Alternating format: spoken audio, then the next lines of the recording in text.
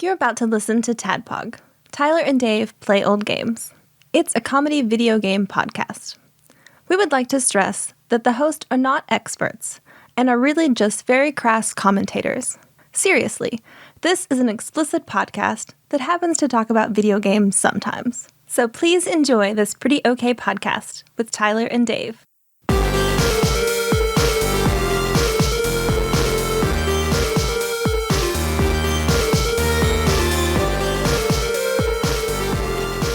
Hello, Internet. That was my cyborg impression. I couldn't even keep that up beyond that. Hello, Internet. Welcome to another episode of TADPOG Podcast. It sounded really painful. It surprised was. me. It was. It really surprised me. I thought so. Are you okay? Do we need to start over? No. That was just me. You're good? Because now I'm a cyborg coming through the podcast. You're that also was my cyborg voice. super red now, too. Yeah. Well, did it hurt that bad? Are you embarrassed? Well, it made me out of breath because I still have a little bit of a cough, so that didn't help anything. When I was inward speaking, I accidentally had a little bit of Dorito go down my windpipe. How'd your dad die, Kenna? Well, he choked on a Dorito when he was making a cyborg joke on his internet radio But he show. He died doing what he loved. That is true. So, Talking funny. Talking like a cyborg. oh, he loved it. He loved it all. Did it all the time. Number one thing. Please let me write your obituary. But yeah, this is a show where two old guys play old games. And this week, of course, we're going to be talking about that smash hit for the Game Boy, Super Mario Land. Super Mario Land. Super Mario Land. This will be the last of the Super Mario Lands Yep. that came out on the Game Boy. Yep. So check that. And once we're done with this episode, you just check that off the list. Yeah, done. We did that. It's one of the, because we have so many series we want to do, but this one This one is going to be done. doing. Unless some tragedy befalls us in the middle of this recording. Maybe. Unless it's God's will that we do not complete Super Mario Land. Could anyone publish this episode for us if we died? In the event of our death. Yeah. Now, this is not a rhetorical question. We are actually requesting, if you're listening to this, if you find this audio, like audio log, Bioshock style, where you walk into Tadpog, Blanket Fort 2, where are we recording it now? I don't even know. But if you walk in... Blanket Fort. Okay. Yeah. You walk in here and you have to solve a mystery about how we died, and you're scrambling to find an audio log, and then you hear this and you're like, well, it was their dying wish, so I will make sure this gets posted on the deep web. That's where we're really big on the deep web. Yeah, we are pretty damn big on the deep web. I don't know if you know that, but we are kind of a big deal. It's beginning. You are dying. Yep. Well, no, because I talked about what's going to happen. I'm going to have my implant, my cybernetic implant. Yeah, I saw your scar for your pee-pee Should have pacemaker. showed you my butt. I did. I saw. I've seen your butt before. It's been a long time. Yeah. I was like, oh, I'm there sorry. it is. I remember that. I think the last time I saw your butt was, I think it was at your bachelor party. I think it was when we went to the lake. Oh, I jumped off the rock quarry. Yeah, jumped off the rock quarry. I think someone died doing that last week. Really? Yeah. I didn't know that. Yeah. Well, that puts a kink in the old fun hose, doesn't So somebody might have solved their butt. it? What happened? I think they just hit a rock. I think they or slipped something? and hit rocks on the way down. See, in that Homer Simpson when he tried to jump the the butt, Springfield Gorge. I don't know. I can't remember what it was called. Homer didn't die. No. So this person was clearly a pussy. Inferior. God. It's just rocks in 100-foot fall. Oh God. Well, Yep. I'm never gonna do that again. Nope. Me either. But. Yeah, I went in at 6 a.m. on Thursday, and they got prepped for surgery.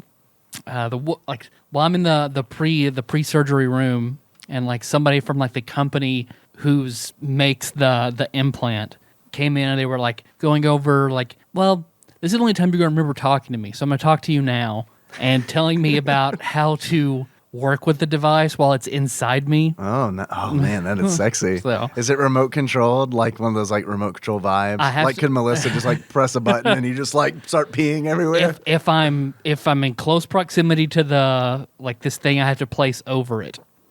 Wait, you have to place the thing over the implant. The implant that's in your butt. And what happens when you place it over? It makes you pee? Then there's a cable that goes over to the device that sets the strength. Oh, I see. Okay, so that's how you adjust it. Okay.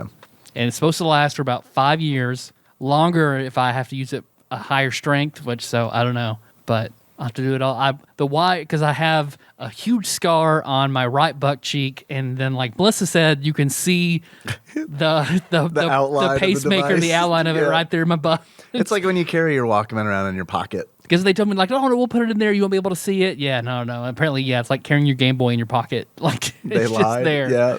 Man, that'd be pretty cool if you had a Game Boy Pocket inside you. Could you ask, like, the surgeon, like, hey, could you put Is there room in the other one? a Tamagotchi in me as well? When you replace this PP pacemaker You put in a 5 years. DigiPet in there, I will sue you. You put a fucking Tamagotchi in there. Yes, we're brand name only. DigiPet. Man, I forgot all about that. Because I've got the scar of the implant on one butt cheek, and then the other one, there's a circular scar where they had to lead basically the two guitar strings down and into the pelvic floor and then attach it.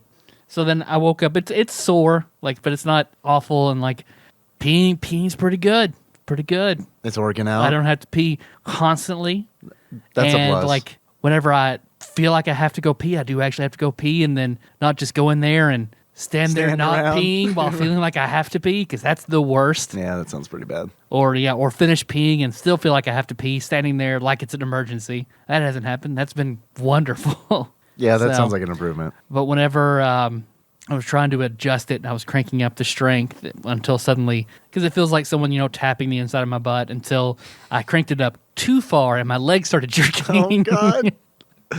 Like, how are they jerking? Like they're just twitching? Yeah, it's twitching. Were they physically, like, you could see them moving and stuff? Physically, my leg was just... This is frightening.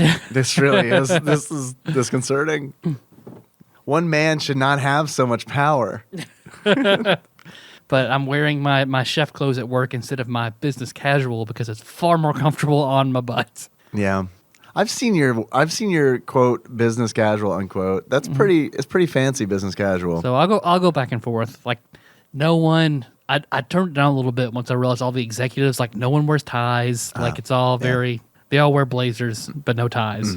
So and fun socks. Oh yeah. Different colors and patterns. Oh, cool. I like fun socks. Yeah. I have a pair of Taco Cat socks that I typically wear on Tuesdays. I could show you, but didn't wear them today, which is fine because like Taco John's misheard me when I said I want 6 tacos, and I misheard them when the woman on the other end was like, she's like a yapping dog. And like it was the Chihuahua, I remember, from Taco Bell. Yeah, Now he he's moved. Taco John. Right, he got poached. Yo quiero higher paycheck. You want to work at Taco John's. So yeah. So maybe I had bad taco luck because I didn't wear the Taco Cat How many socks. tacos did they give you? 2.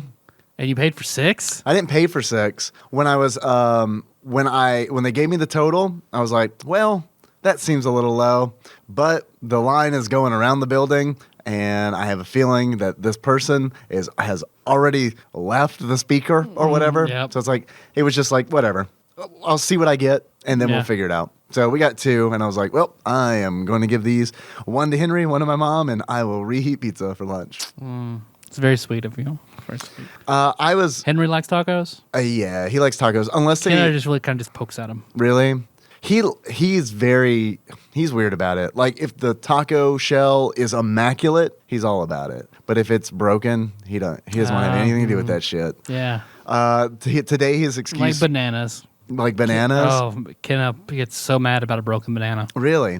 Yeah. Henry yesterday, instead of peeling banana the human way, I guess he just went about it like I guess you call it the monkey way. Yeah, the proper way. Because like he bit the butt of the banana off and spit it out and then just Yeah. peeled it that way. Sounds like a man. Yeah, he's definitely a man. He's grown a lot recently. Yeah. Kicked my ass. Yeah, he kicked my ass. And also, like, he's just a hairy little boy now. He's just, like, head to toe, just coarse black hair. He's kind of like the werewolf brothers from like I guess Mexico. I think those guys are from. Mm-hmm. He's like that. Oh, okay. That's pretty much him now. Okay, you haven't seen him in a while, but yeah. He still has the long hair on his head. It's just the rest Now of his it's body everywhere. Well, no, the rest of it is just the coarsest, blackest fur that you could possibly imagine. That's cute. I mean, kinda. Yeah, it's kind of cute. Just toddler wolf. Yeah. The prequel to Teen Wolf, Toddler Wolf. Yeah, I got him a Dick Nose T-shirt, toddler T-shirt. So that's Teen Wolf training. A dick nose? Yeah, it's a Teen Wolf. It's a Teen Wolf reference. Yeah. I haven't seen the movie in so long. It's not good. I feel like I have seen that one, but it's been such a long time. I feel like I'm probably gonna piss a few people off saying that Teen Wolf is not good, but it's just. I mean, it's fine. It's just. It's not a great movie. I watched a ton of the cartoon. Oh man! Ton of the cartoon. Oh man! I forgot about the cartoon. I don't think I watched any of the cartoon. Was it good? Yeah, that and the Back to the Future cartoon. Love anything animated Michael J. Fox. Right, yeah, exactly. What else? What else Michael J. Fox animated? The Frighteners? Was he in that? I don't know either. I hope somewhere there's an animated Doc Hollywood. That'd be great. Oh, man, Doc Hollywood. I forgot about that. My parents really liked Doc Hollywood. I remember so did mine. They referenced a joke in that movie, and I wish I could remember it right now, but they referenced a joke in that movie for probably 5 years. Get in your daddy's chaw. I don't think it was that. I did not like Doc Hollywood because, here was the thing. I was like, "Oh, this isn't Back to the Future." When I saw What's he doing? Right? Yeah. I don't. What's Marty McFly? What time period did he go to? Right. Yeah, exactly. The shitty time period. Is it the Civil War but with phones? Yeah. Not a big Dr. Hollywood fan. I'm trying to think what other movies. He's got his iconic ones, but beyond that, I'm hard pressed to name anything. Movie-wise. Yeah. Of course, Spin City. Yeah, Spin City and Growing Pains, which I always want to say... the Michael J. Fox show. Was there a Michael J. Fox show? It didn't last very long. Was it a talk show? No, it was just... I'm pretty sure it's the Michael J. Fox show.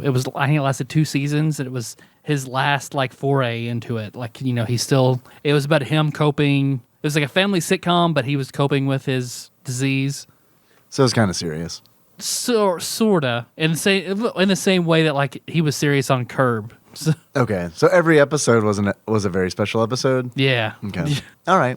I don't think I saw him in Curb. That must have been later on. Yeah, him and Larry David have a whole thing where really? Larry's kind of making fun of it. Oh, really? So yeah. Interesting. Yeah, that seems like good. That seems like a good time. I think the last season of Curb I saw was maybe 3. It was the last full season. Is that the one that ends with the producers? Essentially. Oh, that sounds right. Yeah, and I think I saw a little bit of 4, and then that's it. Yeah. Oh, you got plenty to catch up on. Yeah, I might do that someday. Yeah. Probably not though. I like it. I like the show, but just whatever. I don't watch a lot anymore. Well, you got that Spider-Man jam to play. Yeah, I got maybe 4 hours of Spider-Man in this past week.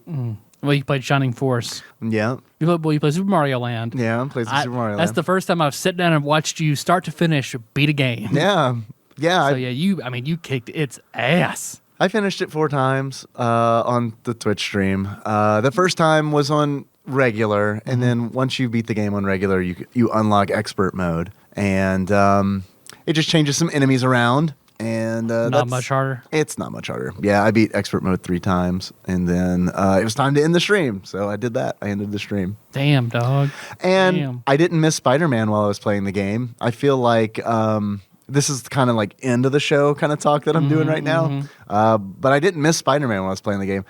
We are going to talk about Shining Force, Gaiden, Final Conflict next episode. I don't want to show my hand or anything, but I did miss Spider-Man when I was playing Shining Force. Yeah, I did. But that's okay. I hope you can say that about anything.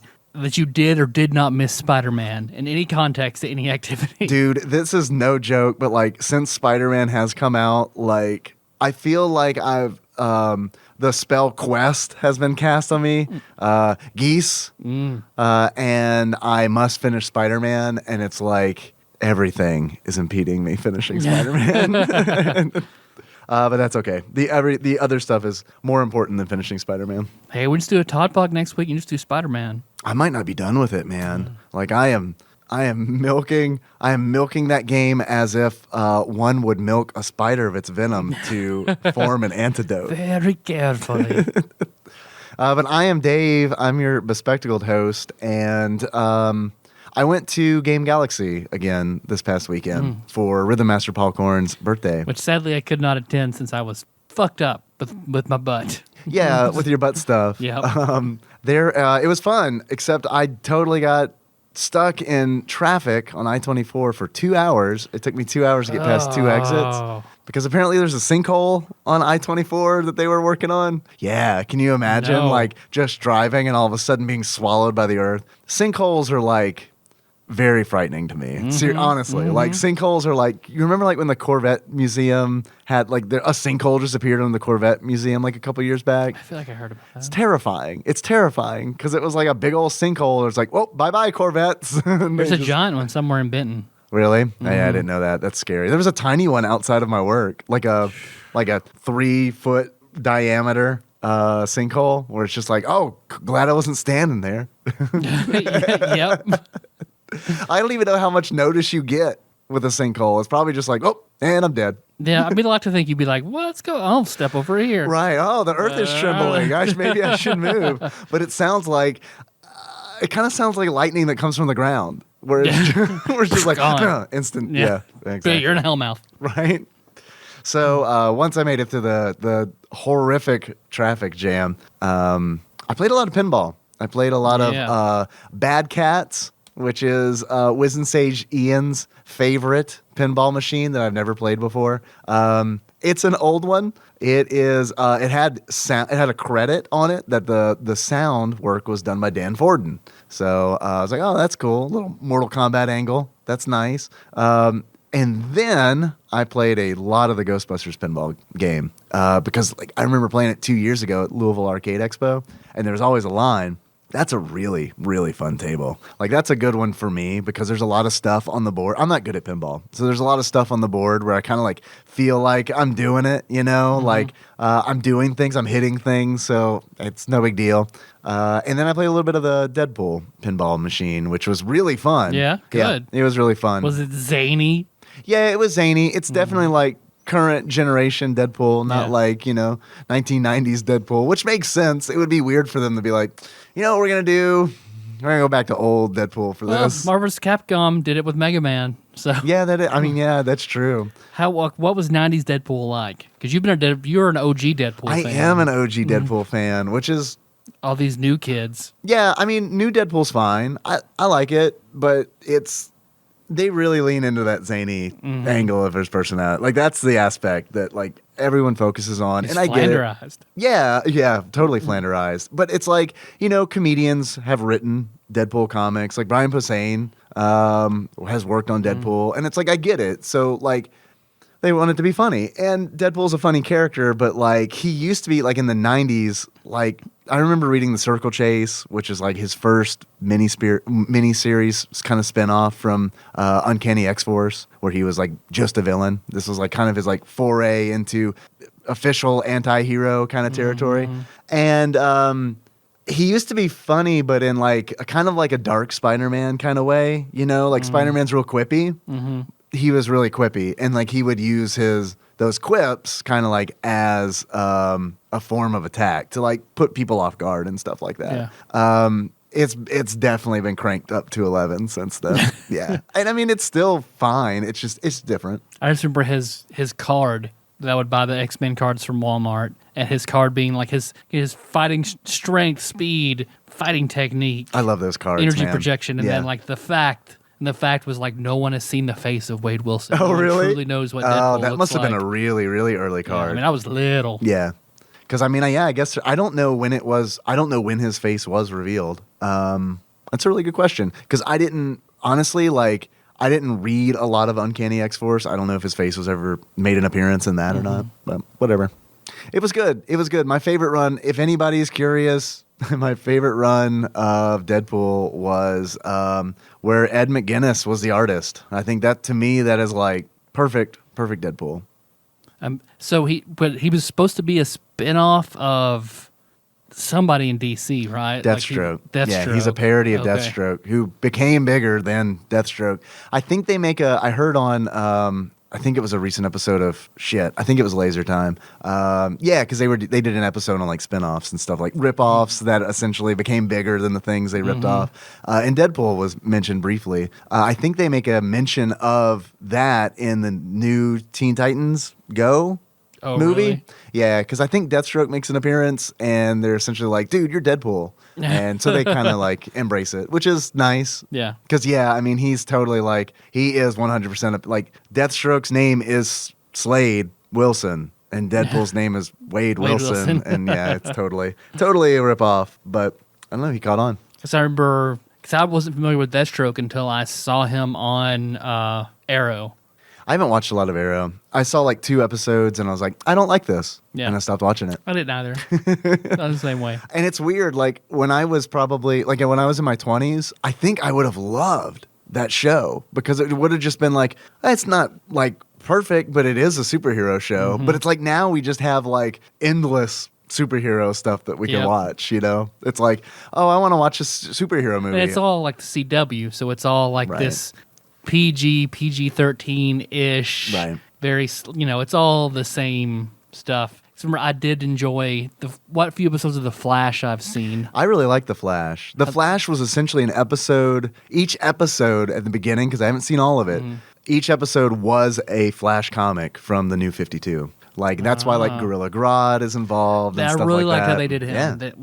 They made, because when I first heard about that character, I was like, that sounds ridiculous. But they actually did it in a really good, scary way. Yeah, and in the comics, I mean, Gorilla Grodd was like, wow, awesome. Good use of Gorilla Grodd. Because, I mean, he's a fucking gorilla, you know? Yeah. I mean, like, that's tough. That's tough to make work. But whatever. Yeah, The Flash, I think, is the best out of the new batch of DC shows.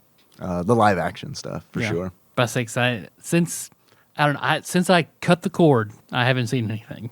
Do you miss the cord? Nope. I was thinking about it last night. I honestly kind of miss the cord because I feel like I don't know what's going on. You know what I mean? Like, see, every day I get on YouTube and I'll watch Daily Show, Colbert, Seth Meyers. Like, I do all that, and then I'm on Reddit for other stuff. Gotcha. So. Yeah, I don't do that stuff. I probably should, because seriously, I get all of my news like secondhand from just people. Like the big news today being that Trump's penis apparently looks like Toad. Yeah, I did get that. I got that from I got an IM from Rhythm Master Paul Korn, and it was just like a screenshot. And of that, I guess a screenshot of the news, and I just laughed at it because I was like, "Oh, that's funny." And then, I later learned that was real. That was a real thing. Because what the title I saw to something was Stormy Daniels describes Donald Trump's penis in day-ruining detail. And then the story. Yeah, Paul asked me if this made me want to change my main in Mario Kart, and I was like, Morton? Trump's dick looks like Morton? Morton Koopa? Kiss actually stole their look from Trump's penis. Right. But OG, original Mario Kart, it's all about Toad. But I don't know, man. Mario Kart 8 Deluxe, I've got a newfound love for heavy characters. Oh, yeah. Totally. That's normally who I'll race as, because I'd much rather have control. Yeah, and I'm not a Mario Kart expert, but I do feel like because drifting is a really, really important thing in newer Mario Karts, I feel like I need a heavy character for that. Because it's I don't want to be sliding everywhere with a medium or light character. I want to be able to drift and still take that turn the way I want to take it. Yeah. So what that pretty much boils down to is I just need to practice. Nah. But whatever. Yeah. I'm also the kind of person where it's I shouldn't buy games. If there were a service that was here's a monthly, I guess I'm essentially about to describe to you Gamefly. But imagine a Gamefly that's actually better, where they have the games that you want, and they send them to you in a timely fashion. Not, can you interest you in something 2 years old? Right, yeah, exactly. Because the game you want will be about 2 years before you can get it. Right, exactly. My favorite thing is like when I was in Lexington, this was like probably a decade ago. I tried out GameFly, and I remember essentially never getting a game that I wanted. Yep. And like looking into it, because like I went on like some forums or something, and someone on there was saying, okay, so what you have to do to get a new release game is when the game is announced, check GameFly until it shows up and then pre-rent it. And I was like, I think I'm going to cancel GameFly. Yeah. Because like that sounds like fucking work. Because I remember I subscribed, and first game was Mass Effect. Got Mass Effect, perfect, I enjoyed it. And I was like, oh, Red Dead came out not too long ago. Let's see. Oh, like they told me like 8 months before I could get it. And then like I checked 2 other things that I also couldn't get. So then I canceled it and bought Red Dead. And that was, I'm done. I'm done with you, GameFly. Are you going to pick up the new Red Dead? Yes. On release, you thinking? I don't know about release, but I'll do it as soon as I can. It's coming out soon, man. I'm excited. I say that with hesitation because it's like, man, games are like a serious commitment now. Like, I mean, seriously. That's why, like, I don't know, with money needing to go other places and time being so thin, it's just like, it's tough. Yeah. It's tough, especially when plus I have all these other old games to play. Yeah, exactly. And yeah, those are considerably are free. cheaper. Occasionally free. But yeah, I get it. And to be honest, I'm more and more content just to play older games, which also makes, I told Nikki this the other night, where it's like, I kind of feel like I am no longer aligned with the current timeline, because it's like I don't keep up with news anymore like I did, like I used to. And it's like I feel like I'm perpetually playing games from the 1980s and 1990s, and it is a bizarre experience. So yeah, my car is 18 years old. I mean, it's all just like, it's like, yeah, it just kind of hit me like a ton of bricks. Where it's like, am I a loser? Did that happen? No. Yeah. No. I don't know. We'll see. Not with that big dick. No. Yeah, that's true. I got that going for me, so that's nice. And apparently everyone that calls in thinks you're funny and handsome. So I don't get good, it. man. I don't get it. Good. So Good. I don't get it. I don't understand it. I'm glad they think that. Yeah. But I don't get it. Like, even when you're like, yeah, Melissa laughs at your jokes, I'm like, why? Why? So, yep, that's it. That's pretty much all I got. All right. Do you hear that? I do hear that. It sounds like, what is that? Is that a chimichanga food truck rolling down with a penis head on it? With guns blazing? Yeah. I do hear that, which of course ushers in a segment that we like to call Dave Reads from Wikipedia. Yeah. Okay, guys, Super Mario Land is a 1989 side-scrolling platform video game developed and published by Nintendo as a launch title for their Game Boy handheld game console. It is the first Mario platform game ever to be released for a handheld console. In gameplay, it's similar to that of the 1985 Super Mario Bros., but resized for the smaller device's screen. And that is honestly pretty much the gist. There is more information here, but I kind of want to go into it in more. You want us to be detail. a podcast where you read from Wikipedia? It really, like, honestly, I do feel like if I were to read the rest of that paragraph, we would not have a show. Yeah, it would be over. The show would be over.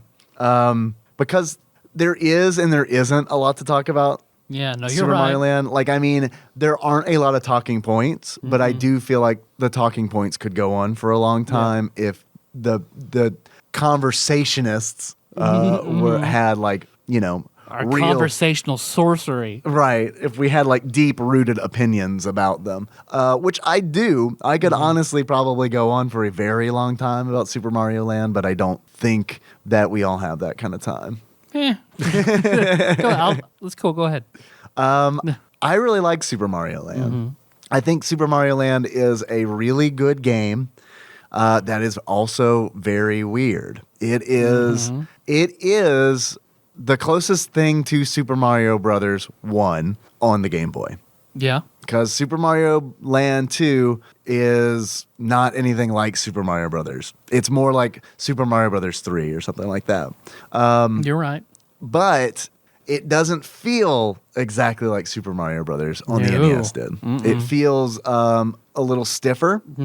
The physics, the jumping physics Shittier, one might are say. different. I mean, I don't know that I would say shittier because it's still tight. The controls I feel like are still tight. It's different. I don't think it's shittier. Do you think it's shittier? I think it's shitty because I still I hated this game as a kid. Really? I fucking hated this game. Why did you hate it as a kid? Well, the first thing I played, I remember playing on the Game Boy. I played 6 Golden Coins before I played this. Oh yeah, that'll spoil. So ya. going back and being like, what the fuck? This is trying to be Mario, but it just feels like they didn't know how to make Mario fit, so they just crammed in whatever. Yeah. I don't quite feel like that as an adult. Yeah.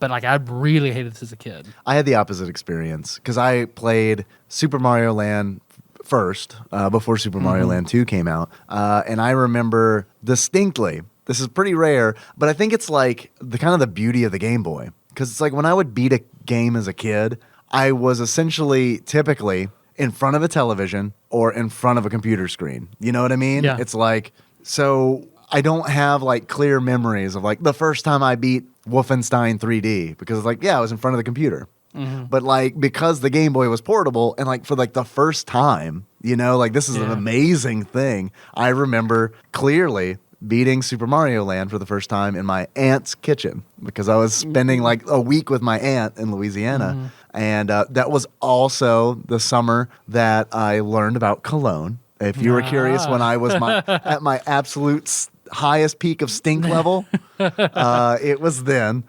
because she informed me that girls like it when boys smell good. So, which is, I confirmed later in life, but the problem was she didn't tell me the good amount of cologne. It's a little more nuanced than that. Right. So I was just oh yes, I just pour this all over myself. All over. I need to feel it soak into my skin. Baptize myself in Aramis or Stetson. Because Melissa does not like it when I wear cologne. Oh really? Not at all. She likes the smell of my deodorant. She likes your and me. musk. Yeah. That Tyler Musk. Because I have not worn cologne in a very long time. Yeah. Well, what were your first colognes? Aramis and Stetson. Okay. Really bad. I mean, no offense to anybody who's wearing those, but Or the guy who's wearing both of those right now. oh, please don't wear both of those at the same time. Seriously, those are really not good colognes.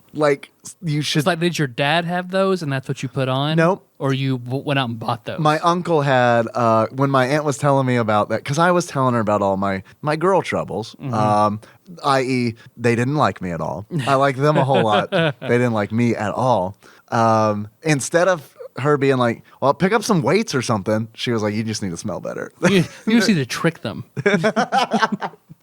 So it was probably because you're stinky. Here's some of your uncle's Aramis, which is what he wore, and I suck his dick just fucking off all the time.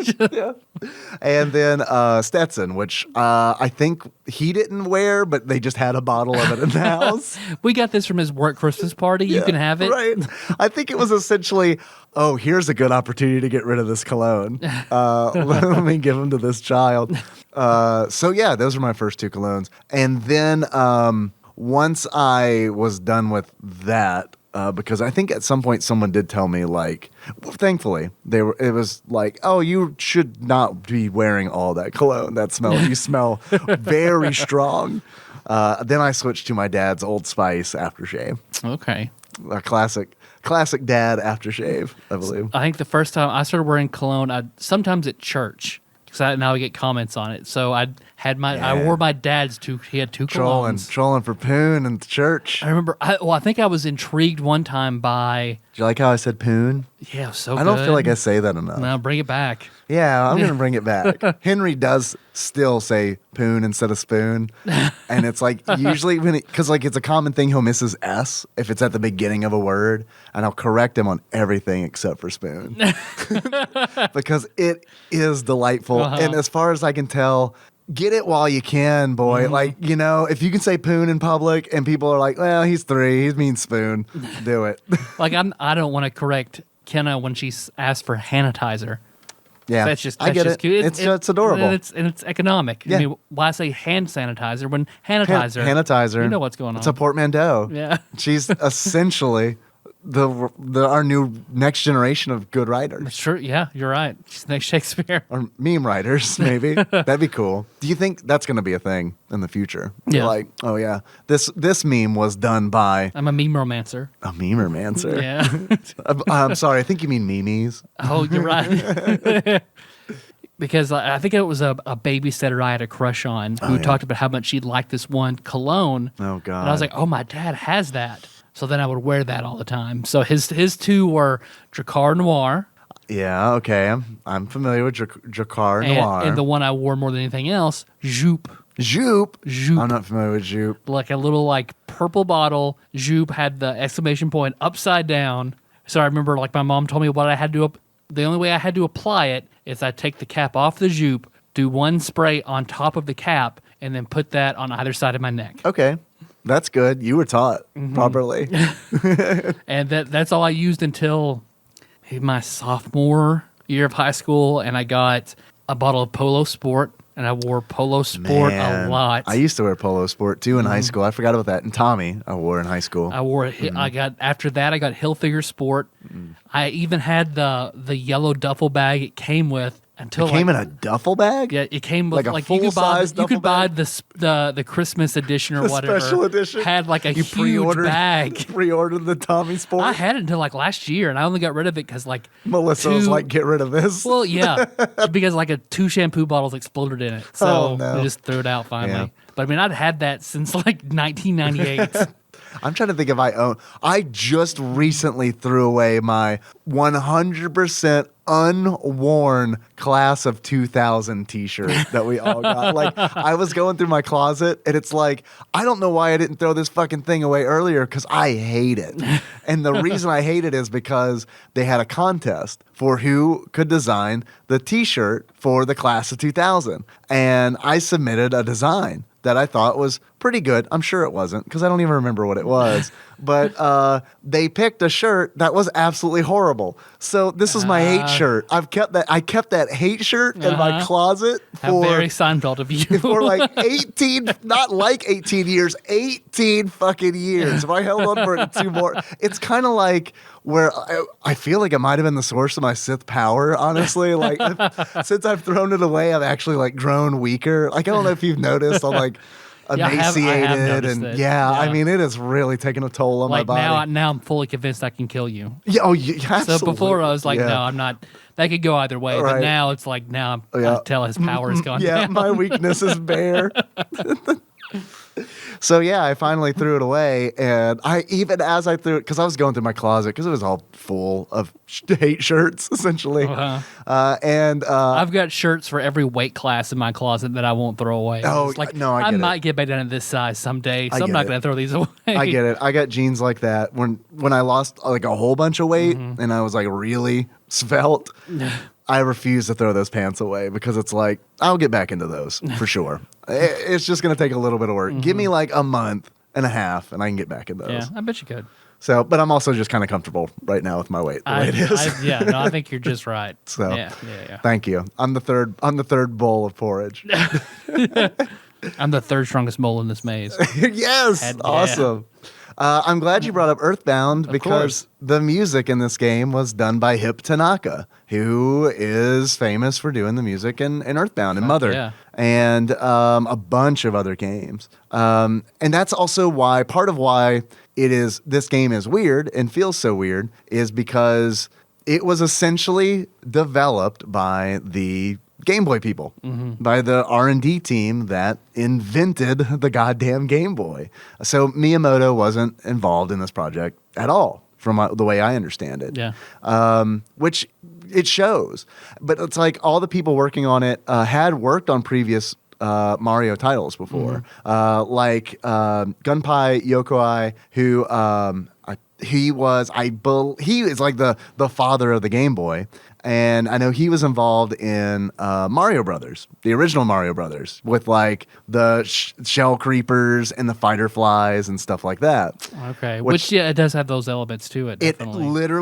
This game literally has fighter flies in it, which is like, I think a really cool, like, all right, this is like a callback to, even as a kid, I remember being, because I'd played Mario Brothers and being like, I see, they're bringing back that old enemy. That's really cool. And then also, I know that it was directed by Satoru Okada, who essentially was known for working on Wrecking Crew. Gunpei and Okada had both worked on Metroid and Kid Icarus, which are weird Nintendo games. I mean, they're like the weird branch of, like, the weird brand of Nintendo games. But from these guys. But more importantly, the last kind of cologne that I wore in my life. I'm sorry. I'm sorry. I totally derailed the cologne talk. My bad. Oh, with Game Talk on our video game podcast? Yeah. How dare you? No, I'm so sorry. Yeah, Cologne Cast is live. Curve. I wore Curve. Curve. Yeah. That's the last one I consistently wore because my high school girlfriend got it for me. Yeah. She got me like the Curve gift set, and then I might in my thing in my bathroom, I might have that old bottle of Polo Sport. That's the last thing I might have from like 1998. If anybody wants that, I'll give it away. Dave, will you sign it with me? We'll sign my old bottle of Polo Sport and somebody can have it. Yeah, you bet. Yeah, I'll totally do it. Yeah. You provide the Sharpie. I'll sign anything you want. Perfect. That's on my business card. Sign my implants. Fine. Do it. We can take it out for a minute. If I press hard enough, it would just slide right out the top. You literally have a butt implant. Yeah, it's true. Kim Kardashian doesn't, but I do. You should have asked the doctor, like, is this gonna like preclude me from getting like a butt implant? Like, if I decide I really want to blow these glutes out, if I want some Kardashian cheeks, can I not do Who that? doesn't? I do have a special card now that I have to show if I go to the airport because I'm always going to set off the alarms and stuff. Yep. So like now you can bring all your guns onto a plane. Yeah, you're right. And not just the 3 or 4 I normally bring. Right, yeah, exactly, all of them. Not just my traveling gun. So you don't wear cologne currently? Nope. Melissa prefers your natural musk. Nope. Dove, clean and fresh. Yeah, man, I'm all about that Dove too. Oh, yep. I'm on that Dove tip. I do wear aftershave when I do shave. You know what I mean? Like I don't put it on unless I'm cleanly shorn. But Lucky Tiger is really good. I like Lucky Tiger. It's kind of like a citrusy kind of smell. Because I have like Dove of the same kind aftershave that I will put on sometimes. But I didn't know Dove. Because she'll occasionally come up and just bury her nose in my armpit and just okay, I'm good. Clementine does that to me. So I mean, and she adores me. So it is truly, truly a sign, the biggest sign of affection. I get it though. I really do like Nikki's deodorant. It's really good. Mm-hmm. I like it when she wears perfume though, but it's like mainly because it's like when I smell perfume on her, I'm like, she wants it. Yeah, I mean, it's a sign, you know. Oh, that's a signal flare. Thank you. Yeah, exactly. I really do appreciate the signal flares because Davy Pooh is not good on picking up on the real subtle ones. But Super Mario Land. Super Mario Land. You hated it as a kid. I loved it as a kid. I just thought it was just shitty Mario. It's just shitty, like, smaller Mario. And I didn't really put much time into it as a kid. I just didn't like it. I wanted to play 6 Golden Coins. I wanted to play Tetris. I wanted to play Link's Awakening. I got into the Game Boy a little bit later, so to me, back then, there was no reason to go back. It was just the inferior game. So in your opinion, Nintendo made the right decision with Tetris being the pack-in title for Game Boy and not Super Mario Land. Yeah. I agree with that because I can't even imagine a world that Tetris like that. What is the butterfly effect of that? Like Tetris not being packed in with the Game Boy? Like seriously, if Tetris hadn't been packed in with the Game Boy, like how does that change what's the alternate history of video games? Because what is it that the gaming historian? I was watching one of his videos. And he was talking about. He's really good. Very good. Yeah. About how Nintendo advertised it as a toy to get it away from all the other shitty electronics. So it was in the toy section. Same with the NES. That's what. Because the video game crash, they were like, people are leery of video games. This is a toy. Yeah. And that's when, of course, when they had Rob and everything, that was like part of the toy angle. So then they had to choose if it was advertised to boys and girls. They chose boys, which steered the market that's your butterfly. That's another butterfly Yeah, effect. that's true. But like, because girls, until that point, girls were equal toe gamers with men, just because like it had no gender assignment to it until that point. Have you seen any of the old commercials where they like actually have girls in the commercials? It's bizarre, and which is. It's not bizarre that there are girls in it. It's just bizarre that it's like compared to the commercials I remember seeing as a kid, where it's just like Brad Pitt. You know, have you seen that print ad with like Brad Pitt lean back in the chair? No, there's Paul Rudd's in one too. Paul Rudd is in a live action TV commercial for the Super Nintendo. Now you're playing with power, superpower. Yeah. But yeah, there's a print ad of Brad Pitt. Essentially, I think it's an NES ad. But I mean, he is like 90s the fuck out, 90s hair, garb, the whole 9 yards. I'm sure everyone's seen it, but in case you haven't, it'll definitely be in the show notes, along with the Paul Rudd Super Nintendo commercial. Because the gaming historian was talking about how that was such a disservice. Because like, if you think girls play games just as much as guys, think about like how many girls that are obsessed with Candy Crush. Like they game just as much. So I feel like if it was Mario instead of Tetris, that would have even further alienated. Because like Tetris is universal. Everybody enjoys Tetris. Like anybody, any age, like my mom can sit down and enjoy Tetris. Like she's not going to play Super Mario Land. But it's also fucked up because it's like women also enjoy games that aren't puzzle games. But like I guess because it wasn't marketed to girls, it just wasn't a thing that a lot of them checked out. Yeah. I mean, it's the same thing as like... I hear, I don't know, I don't know if I'm stereotyping, but just from the girls in my life that aren't big gamers, when I talk to them about it, they just say like, oh, I don't have the reflexes to play games like that. I don't have, that's the universal, but what can they play that doesn't require that if they haven't spent years honing on a controller? Exactly. I don't think it's reflexes. I think it's more like what you're saying, where it's just played like it a lot. Sure. You need like there's experience, and it's like especially like the farther we get away from like NES, for example, like if we treat the NES as like the point where that shift happened, like I mean, from now to then, like I am really glad that video games, like especially with like Twitch and stuff, like it's very much, it feels like it's so much more acceptable now to be a female gamer than it used to be. Like I remember, like I can name you maybe one girl that I went to school with who played video games, like who was into the hobby, like really into it. And she was ostracized. I mean, seriously, like the girls didn't like her. I guess because she wasn't into the shit that she was into, and a lot of the boys didn't like her either because they viewed her as an outsider. Yeah, because I remember the one girl that was really, really into it in high school. She was also an outcast, but she also wore her homemade Pegasus boots, and she would wear the long, like Hylian elf ears. The pendant that came with Lunar, the Silver Star story. If you put the special edition. I love that you said Lunar. Lunar. Shakeism, man. That's one I don't think I'll ever break because I still hear about that. Like people online will say Lunar instead of Lunar. So. No, I think it is Lunar. Like I believe that's accurate. But it's just funny because, Well, that's an actual word. Because like we mispronounce a lot of things. It's just funny to hear like a clear, accurate word come out of one of our mouths. What lunar phases of the moon in? But I remember she had a huge crush on Josh. Really? It was very cute. Of course she did. To watch this girl. They had a lot in common. She would play with Josh's hair all class period. He wore blackface as Urkel for Halloween, and she had Hylian ears. They were a match made in heaven. Sorry, Nicole. I hate to say that. I remember she would part his hair and just like comb it over and over with her hands, like until the bell rang. That's pretty good. Once we graduated, no one spoke, she was like a sophomore or whatever. We graduated. We didn't hear for anything to her till years later. She popped up on some sort of messenger. And I remember talking to her for a little bit, and she asked her how she was, and I guess she was trying to tell me how awesome she was now because she had sex in the middle of the road on the yellow line. I've seen that video. Okay. She's pretty hot. You're welcome. You're welcome for. I'm happy to make a porn reference in the middle of us talking about gender politics in video games.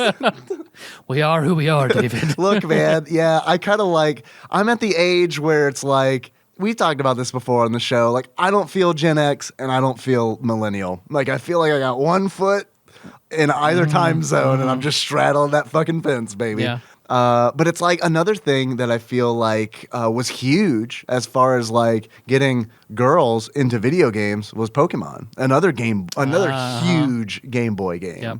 Because it's like that was the one that I noticed the most. Was like, oh wow, a lot of girls are playing video games. A lot of girls are playing Pokemon, which is really cool. I mean, When I was in college, it was a lot more widespread. yeah, and I wasn't into Pokemon, so I mean, I was kind of viewing it as a guy who was just a little bit older watching young girls and boys play Pokemon. I remember the very first time I saw Pokemon on a Game Boy was Wizen Sage Ian's son. He was at Apex and he was playing Pokemon. I remember asking him about it and stuff like that. So yeah, You're gonna listen to me talk about my dick one day on the internet. yeah, that's gonna happen. Thanks for showing me Pokemon. So I don't know. That we got okay. So the gaming historian. I'm sorry, were you finished? Yeah, I think I was finished. Oh, okay. All right, well, cool. But this game, playing through it again, I don't have the same level of like that I had for it back then. It's still Mario just feels weird a little bit. There are these random side-scrolling shooter levels. Yeah, that's probably the biggest departure. Is that the two levels in the game are very much Gradius. I mean, essentially, at the end of World 2, Mario gets in a submarine called, I believe it's called the Marine Pop. Okay. He gets in the Marine Pop, and he... that better be a Smash trophy. I think that it is. Okay. Yeah, I'm almost positive that it is.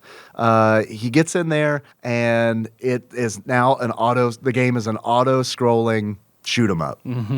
And it's weird. Which I don't have a problem with that. I don't have a problem with it either because it's not very difficult. It's not. But the thing I do have an issue with is like that's also the final level in the game. Yeah, you take to the skies. Yeah. And the very last level of the game, the 12th level. This is a very short game. If you didn't pick up on that from the fact that I finished it 4 times in 3 hours. Not quite speedrunning territory, but I'll be honest with you. When I was done, I did look up the world record. I qualify. One of my Twitch runs qualifies for like 74th place. Hey, all right. I don't think a lot of people are submitting their times. Hey, still. That's a pretty leisurely playthrough. So it's yeah, if you got leisurely 74th place, all right. I got so now 2 goals. I got to get on the board, speedrunning board for Kabuki Quantum Fighter and Super Mario Land. I want somebody saw to make a video about you. Yeah, right? Yeah, no, I've seen dude, I've watched speedrunners on Twitch, and I'll be honest with you, I do not think that I think that I've got the patience for it, but You do. But I do not, you do. It would be a thing that I would just need more time. You know what I mean? I need more free time. I do not have the free time. I don't have the spare, 3 hours a day to play Super Mario Land over and over again, I wish I did. That would be amazing. It'd be really cool if Nintendo called me and was like, hey, we really need a guy who can get the best time possible in Super Mario Land. I'd be like, all right, I'm your dude.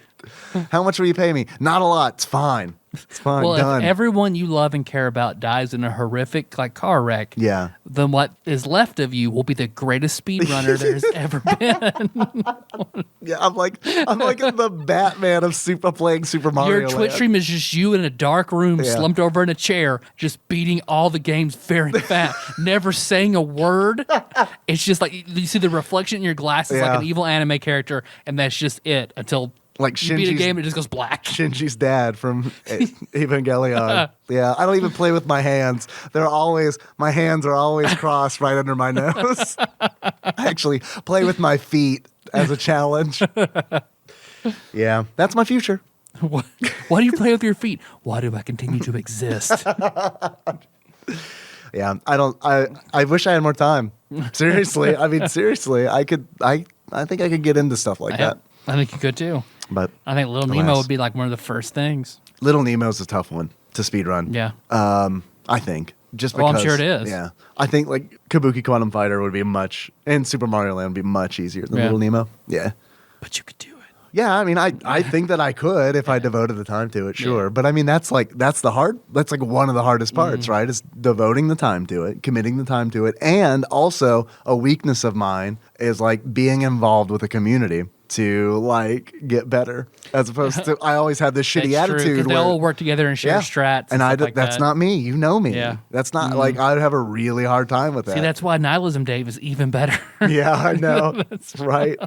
Yeah, it's like, I'll develop my own. I'll spend 40 times the amount just to develop my own technique that is worse than shit that's already come up with. Yeah, that's me to a T. Because what is it? Watching the guy who has the all-star, get every star in Mario 64 and beat it, like that record. What is it? He played it 6 hours a day, every day for like 8 months or some shit to get the record. And then the guy who has the Choco Mountain timeline Right, I remember you telling me record, about he the- did something similar. Like, I mean, that actually sounds okay. Like, I mean, I'm the kind of person where it's like, okay, that sounds good. And it's like, I was perfectly content to play Super Mario Land 4 times. It's like, it's fine. It's all right. You know, it's like, I don't know. As long as I love a game, I do not mind playing it over and over again. I have to really, really love a game to play it more than once. Yeah. That's probably healthier. And that's like, In general. and that's just basically that falls to Super Nintendo RPGs and like Super Punch Out. Yeah, That's about it. Yeah, I could never speed run an RPG, I don't think. Oh man, that Earthbound one. Fuck. Never. The only game that I could ever speed run, ever, period, is Super Punch Out. BioShock. Okay. Bioshock. I need to play through BioShock. I bought it for the girls HD. on PS4. Yeah. Oh, yeah. Cool. I haven't played it in a long time. I recently heard an episode of, I think it was HG 101's podcast, where they were talking about BioShock, and they were saying that it didn't really age well, which I was kind of surprised. I was like, I don't know if this is a hot take or what, but I think that, like, their biggest complaints were that it was like, the gunplay wasn't fun, which I thought it was. Mm-hmm. I mean, I don't know. I thought it was a good compromise. BioShock, I have to replay it. I had to replay BioShock just to be like, okay, how does this hold up like 10 years later? Yeah. No, I would like to play it through the new HD of BioShock. Absolutely. How did we get here? How did we get here to this conversation? Oh, it's a short game. There's 12 levels, Yeah. and the last level of the game. 4 world, 3 stages each. Yep. You go from like sort of something like Egypt. Yep. Would you like to know the story? Sure. I got the story right here. I'll tell you where it fits in the timeline. Go ahead. Please. Actually, I already know. I looked it up. Once upon a time, Tyler, there was a peaceful world called Sarasaland. In this world, there were 4 kingdoms named Birabuto, Muda, Easton, and Chai. One day, the skies of Sarasaland, yeah, they nailed it, were suddenly covered by a huge black cloud. From a crack in this cloud, the unknown space monster, Tatanga, emerged to try to conquer Sarasaland. Tatanga hypnotized the people of all the kingdoms so that he could control them in any way he liked. Ooh. In this way, he took over Sarasaland. Now he wants to marry Princess Daisy of Sarasaland and make her his queen. Mario came to know of these events, and he has started on a journey to the Chai Kingdom, where Princess Daisy is held captive. In order to restore peace to Sarasaland, can Mario defeat Tatanga, release people from his interstellar hypnosis, and rescue Princess Daisy? It's all up to you and Mario's skill. Mm-hmm. Go for it, Mario. That is from the instruction manual. Yeah, the instruction manual is pretty interesting, though. I love the instruction manual for this game. Seriously, this is like old style, like Nintendo instruction manual, where they're like, we're just going to include illustrations of all the enemies in the game, wonderful illustrations of the bosses in the game, a few really cute diagrams teaching you the things that you may not be familiar with. Like when they teach you that in this game, at the end of each level, if it's not a boss level, there are 2 exits, a top exit and a bottom exit. They carried this over to Super Mario Land 2 and Super Mario Land 3, where if you go to the harder to reach exit, you get a mini game that you can play for an extra life, or 2 extra lives, or 3 extra lives, or the Super Ball flower power up. Yeah, which I had never realized that you can use like a bouncy ball. I thought it was Oh, yeah. the fire flower. But I saw you collecting coins and shit with it, which is something I had never done. I remember when playing this game the first time, I almost stopped playing it because that was the most jarring difference to me. And this is going to sound weird, but this is also, I feel like, a good little window into my like personality and how like my mind works. If they changed the icon for the power-up from a flower to anything else, I think I would have been okay with the bouncy ball as a kid. You're right. Yeah. But because it had to be a fire because flower. it looks like a fire flower, it's just like, what? I remember being a kid and being like, what is this shit? But you have just like a slingshot. yeah, Fine. Mario throws a ball that whenever it hits, it bounces off at like a 45-degree angle and keeps bouncing essentially until it runs. It's on a timer and it'll run out or it'll hit an enemy and kill it. It is honestly superior to the fire flower. Yep. Because you can throw it at the ground and it won't stop until it either goes off screen or hits an enemy above. It's flubber. Yeah, it is flubber. Yeah. I think it should have been a potion bottle that you got, and it's it's flubber. I think what is the SNL skit? The Happy Fun Super Time Happy Fun Ball. Yeah, that's exactly what it Do not reminds me of. taunt Super Happy Fun Right. Ball. Doesn't have a liquid core. Discontinue use if Super Happy Fun Ball adheres to your skin. Remember, I had a VHS tape of SNL's best commercials, and that was one of them. Absolutely was Colon Blast on there as Fuck well. yeah, Of course it was. Yep. Yeah, Colon Blast is a classic. That is a classic. Well, this game, because the Game Theory and it's another channel collaborated to figure out the Mario timeline, and that this fits in to the very end, which is a non-canonical timeline. But from what they have figured out is that basically through Mario Galaxy and Rosalita, and there's unreleased Japanese content that they use to figure it out, but little things their handedness. Yeah, well, there is a Japanese supplement book about Rosalita that does he reads it to you, and it's just oh, okay, well that does that's them giving wink, wink, nudge, nudge. Yeah, it's Luigi's daughter. Yeah. So yeah, I'm sure they planned it all out. Yeah. Yeah. I'm sure it wasn't an afterthought. I'm sure in 1989 when they were making Super Mario Land, they were like, "Now this is the last Mario game in the timeline. It's the last one." But that she talks about her father. She didn't remember a lot about her father, but he was also left-handed or something, and she remembered his telescope in his room. Yeah. And when you go, the only person that has a telescope is Luigi. And, shit like that. But so she's the daughter of Daisy and Luigi, is the theory? Rosalina is Peach and Luigi. Peach and Luigi. So, but I thought Luigi and Daisy were a thing ever since she was. I feel like that's what you're led to. That's what you're led to believe. But from this book, I also think you were led to believe something. Well, it's true. Well, I feel like Nintendo's doing a fake out. Oh, Yeah. Okay. They're trying to trick us. all right. Why do you think so? Because To cover up the JFK. the truth of the JFK Fuck, assassinations. yes. Yeah, Yes. this is the key. But that because I did watch the video again. I'll make sure I'll add a link when I do the show notes. When I update your show notes list, I'll make sure it's there, and it's a very good read, or very good watch rather.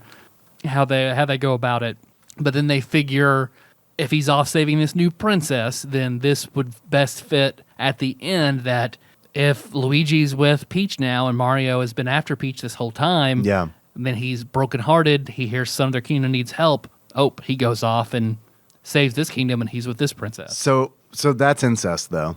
Oh, Wincest?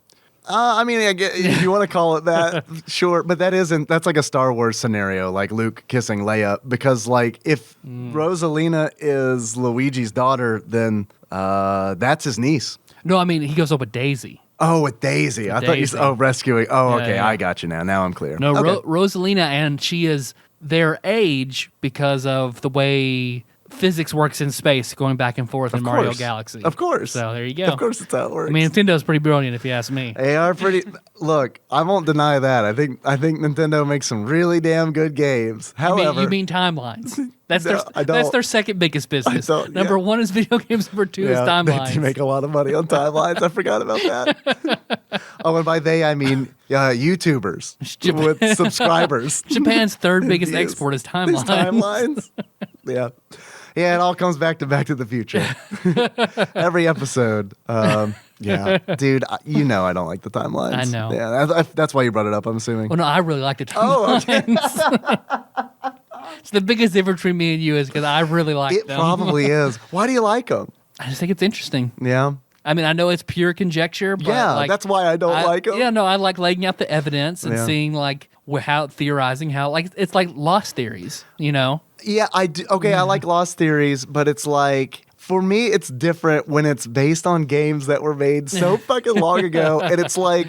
Honestly, like, didn't when Nintendo was first talking about the Zelda timeline, like, they did it because the fucking fans wouldn't leave them the fuck alone about Zelda it. timeline is that. I hate that crazy. shit. Yeah. That shit bothers me so much. Where it's just like, we're gonna be bratty about this. All right, fine. Here's 3 paragraphs.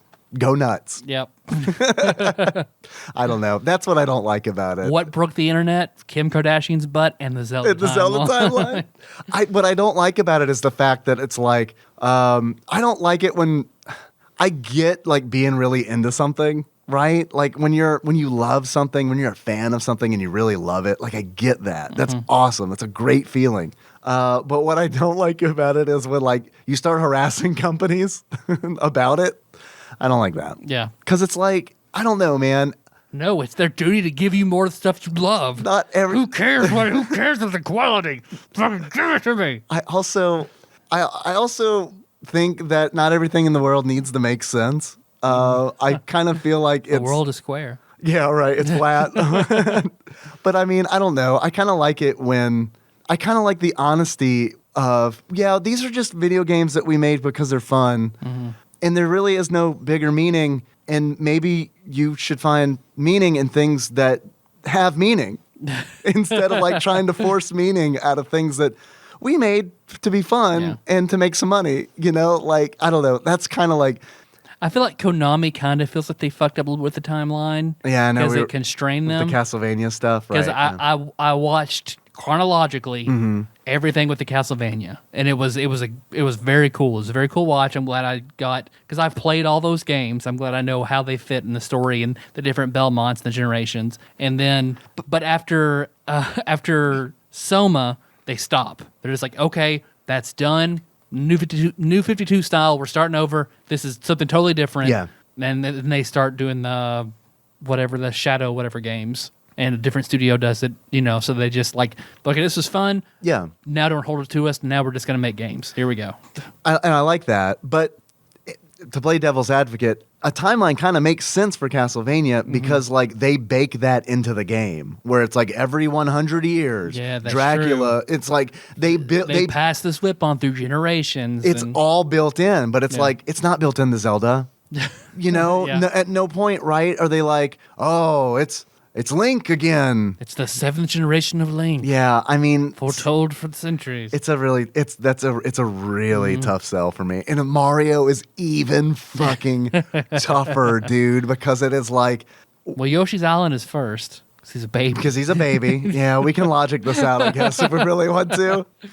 But I don't know. It really, it is if you really want to get into like a long conversation, this is how you do it.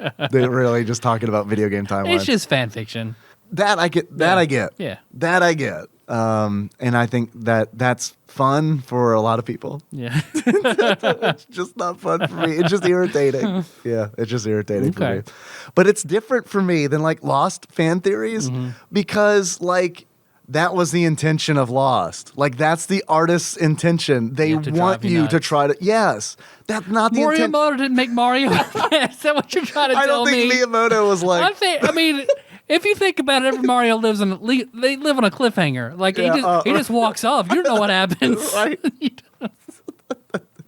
So, I don't know. I mean, one was even a play just to fuck with you. Like, right. Super Mario Brothers 3. A dream and a play. Like, No, that is true. He's the Asian J.J. Abrams. Yeah, that I buy into because 2 obviously was a dream because of the way it ends, and 3 is, I wouldn't say obviously a play, but it is very much set up like a play. Yeah, everything in Super Mario Brothers 3 is from like the curtain rising and all of that. So I mean, I get that, and I can buy into that for sure, but it's just hard for me to believe that it is all part of an overarching story. No, it's totally not. It is. Yeah. I don't think I'm been like, no, they're really right. Like, Okay. no, I know it's not. Thank I just think God. it's fun. Okay, good. Okay, all right. All right, we're good.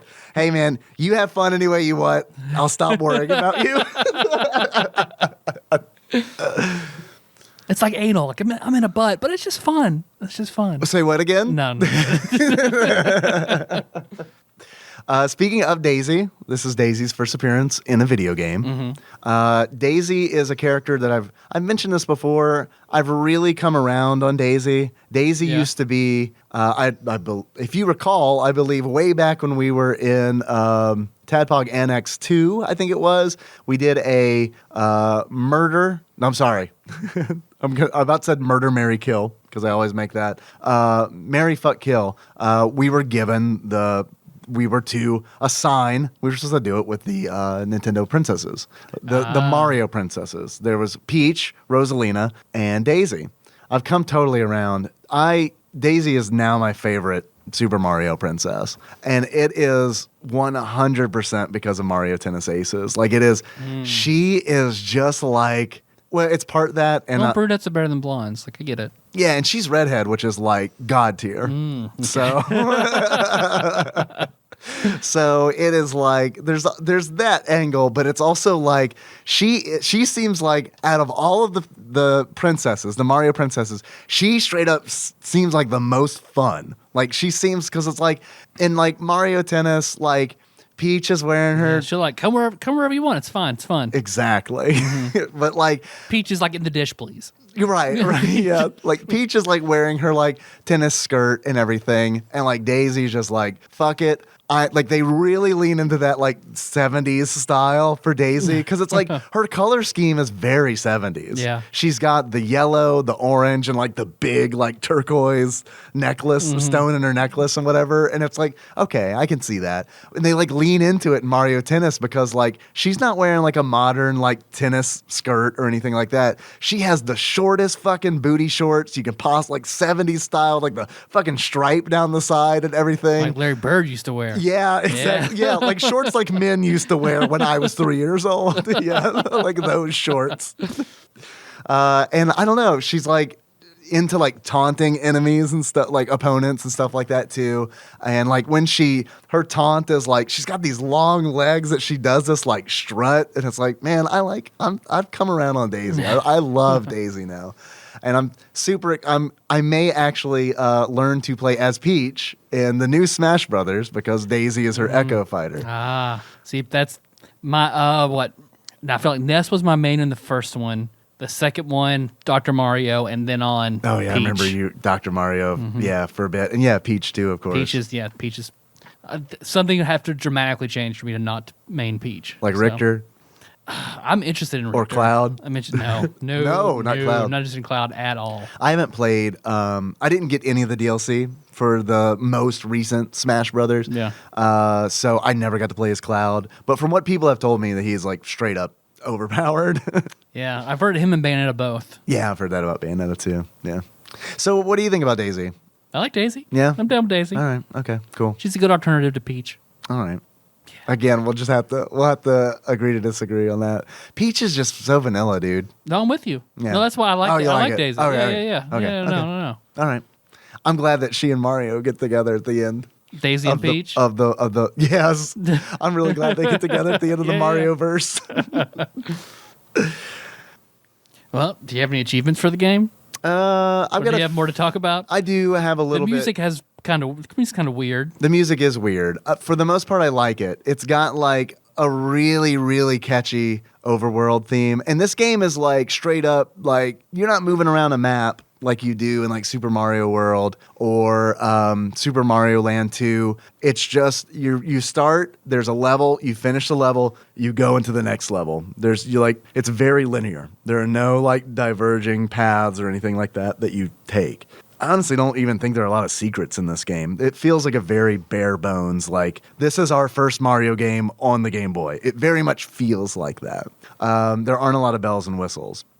That's a good way of putting it. Yeah, it's bare bones. Yeah. It really is. Yeah. It's bare bones. Except for the stair game. Yeah, the bonus game, right? Which I like a lot because You were good at it. I'm good at it. Yeah. It's different than like in Wario Land where I'm trying to fucking throw a bomb over a river or something. Like it's very simple. It's like there are 4 platforms.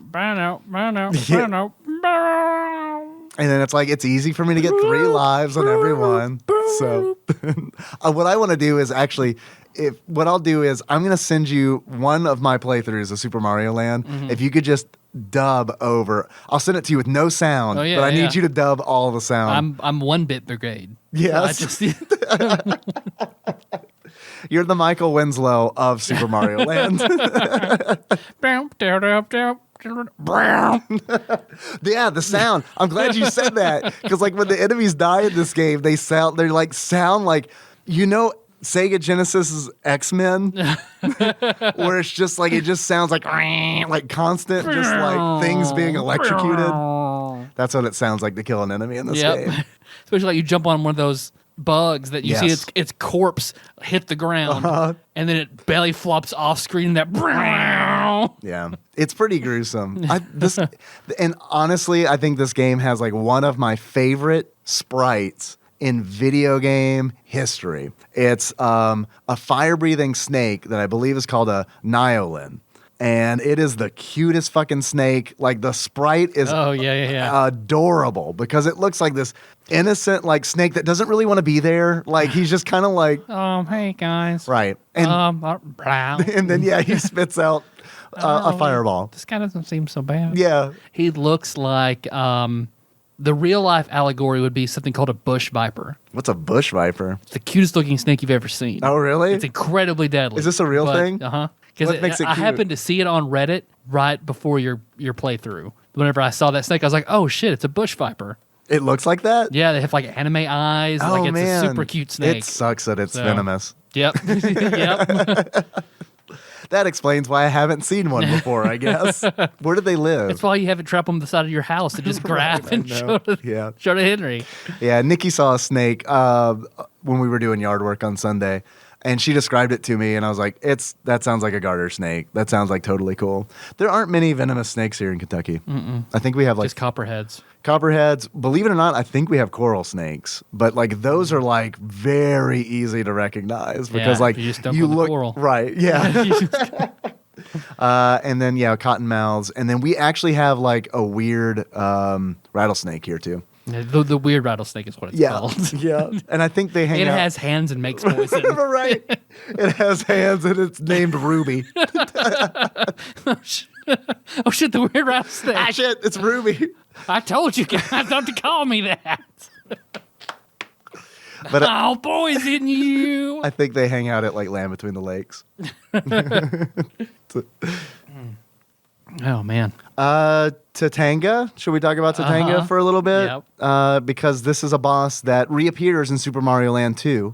Wario, I guess, trusts him with one of the 6 golden coins, and he's the boss of the last side-scrolling shoot-'em-up level where Mario is in an airplane with a cute little his aviator goggles and his hat with the flaps, which I believe is a costume in Mario Odyssey. I don't know if he has like a submarine suit or anything like that. I need to check and see. That is one thing I love about Mario Odyssey is like all of the history they got into with making all the costumes. There's got to be a story to the skeleton costume. I just don't know it. There has to be. Yeah. But Tatanga is the final boss of the game. You got to kill him, Gradius style, and I would love to see him make a reappearance. Like, I think he would make a really cool Smash Brothers character because I don't feel like we have enough like flying characters in that game. That's true. I mean, you kind of have like Peach to some degree with her hover, and then you've got Kirby, Meta Knight. Okay, yeah, I forgot about Meta Knight. I could see him playing kind of like Meta Knight. Yeah. I don't know. I just think he's a weird character that I'd like to see resurface. Yeah. And I love that they continue the tradition on like the Game Boy to not use Bowser. Yeah, no, that is good. I think that's refreshing. A nice touch. It is. It's refreshing. I think that we need that from time to time. Yep. So couldn't agree more. I guess that's probably all that I've got to say about the game. All right. Maybe. All right. Do you have anything else? No. Should this game go on the Game Boy Classic? Yeah, absolutely. 100% think that it should. I love this game. I think it's a really well-made game. It is lackluster in comparison to later Game Boy games. But, like, I try to keep in mind that this was a launch title. Like, this and Tetris and, like, Alleyway and Baseball, I think, were launch titles. And it's like, all of those games are really, really simple. And it's easy to forget how mind-blowing this, like playing a Game Boy for the first time was a mind-blowing experience. Yeah. Truly, for me, like it was absolute, like, this is amazing. Like, it feels like I'm playing. Granted, it's not as pretty as an NES game, but when I was playing it, like, it felt like I was playing an NES game, like wherever I wanted, as long as there was light outside. Yeah. That was also like one thing, like immediately. I remember being a kid and being like, oh man, I wish this had like a backlight or something. Like, get that light boy, dog. I had it, yeah, with the magnifying glass and all that. I didn't have the little squiggly Oh, no, little squiggly light or whatever. To the base. Yeah, same here. We had the good shit. Yeah. Yeah. But yeah, man, I totally think it belongs in there. And honestly, I meant to say this earlier, but this was intended to be, Super Mario Land was intended to be the pack-in title, but Nintendo of America decided to do Tetris instead. I think it's a good call. And I think it was absolutely a good call. They thought it would be unconventional. Yeah. But a good call. Yeah, absolutely. They thought it would appeal to broader audiences, and they are very right. Very right. Yeah, absolutely. Do you think this game would belong on a Game Boy Classic? Yeah, but just because it was like the first. Yeah, really? Yeah. Oh, man. Yeah. Yeah. I like it, but I know the Game Boy just has a good amount of good shit on it. Yeah. The Game Boy does have a bunch of good stuff. Yeah, for sure. We should probably make if they made a Game Boy Classic, what 25 Game Boy games do we think should be on it? I'm down for that. Yeah, I think we should do that. Okay. I need to get more familiar with Game Boy games, though. Yeah. I think that I feel like I could do that for like the SNES Classic. Oh yeah, absolutely. Like I could pick 30 games that need to go on an SNES Classic. Way easier than Game Boy. Yeah, I agree. You asked about achievements. Yeah. Yes. Yeah. I do have some achievements that came in from Twitch chat. If you want to get in on this, I tend to stream the game that we're talking about on the Sunday prior to the episode release. It's typically around 8:30 Central, 8:30 p.m. Central on Sundays. It's TADPOG Church. Hop in, help out with Chivos. It's generally a good time. First achievement coming from Bovine Bear is Rolling Rock. In order to unlock Rolling Rock, you need to chug a Rolling Rock in the time it takes you to do the Rolling Rock part in the game. There is a section in this game where you have to ride boulders across spikes, and it kind of reminds me a little bit of like Karibo's Shoe a little bit. Because like really pretty much the only way to get over these spikes is to ride the boulder. Next achievement I've got coming from Barbecue Baron Drew of Hops and Heroes is Plower Flower. In order to unlock Plower Flower, save Daisy. Because it's... All right. Yeah. You plow her flower. That's right. Okay, all right. The game ends. Spoilers, you rescue Daisy. I should have mentioned this. And Mario sort of aggressively walks off with her. Yeah, totally. Like, come on, get in the spaceship. It's weird. It's very weird. Because it's like the story is Mario's saving Sarasa Land, and then Daisy just like, bye Sarasa Land. Yeah, I'm getting on the spaceship with this man. Bitch, come on. We're leaving. I also failed to mention that at the end of each world, like at the end of World 1, they kind of do this like Super Mario Brothers callback where, you know, in Super Mario Brothers, you get to the end, there'd be a Toad there. He'd say, I'm sorry, but our princess is in another castle. They do that in this game, but it is Daisy. You see Daisy there at the end of the world, the last level, and you walk in and there's a line of text that says, oh, Daisy. And you rush up to save her, and then she transforms into an enemy and slowly exits stage right. I guess it would be stage left, technically. While ominous music plays. Yeah. No. My theory is that Daisy is a shapeshifter, and that Come on, I deserve the same attention that timeline people deserve. Oh yeah, I've always said that.